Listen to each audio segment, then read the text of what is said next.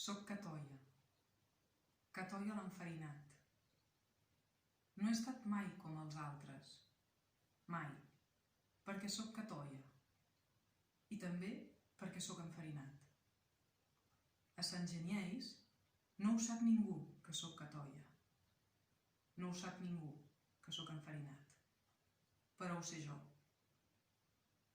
Jo, Amants, Baptista, Blas i Codomier. Codomier sóc a Sant Genieis. I encara més Amants. I m'agrada de ser Amants. Sant Amants, primer bisbe de Rodès. Al meu país, la meva mare em deia Mansú. No tenia altre nom, Mansú, que és el diminutiu d'Amants. Però quan vaig anar a l'escola, la meva mare hauria volgut fer-me entrar a l'escola per Pasqua. El mestre no em va voler. Vam haver d'esperar fins l'octubre, per un temps de tardor, un dia de vent de dalt i de castanyes. A Sant Genieis no el coneixen, el vent de dalt.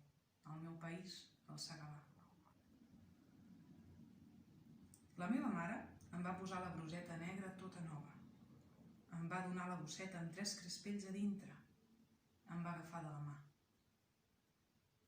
Al pati de l'escola, només de veure'ns, els altres infants van deixar de jugar.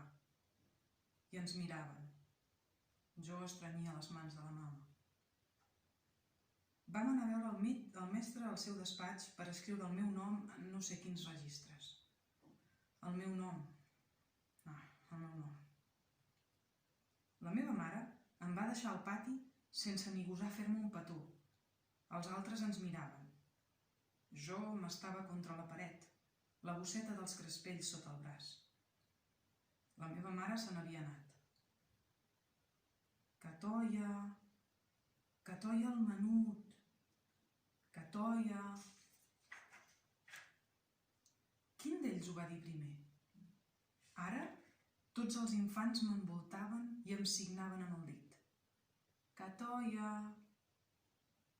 Jo encara no entenia qui era en Catoia. Amb el dit xic els signava també.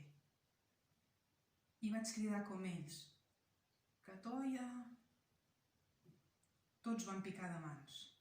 Van saltar com uns bojos. Se m'acostaven encara més. Catoia... Catoia... En Catoieta... I em van treure la boina del cap. Me la van llançar lluny. D'una revolada em van prendre la bosseta dels crespells i la feien saltar a puntades de peu. Llavors ho vaig comprendre. Jo era en Catoia. Però per què era en Catoia? Em vaig girar de cara a la paret i vaig plorar. Va venir el mestre, de segur que per consolar-me. Però com em podia donar consol? Jo era en Catoia.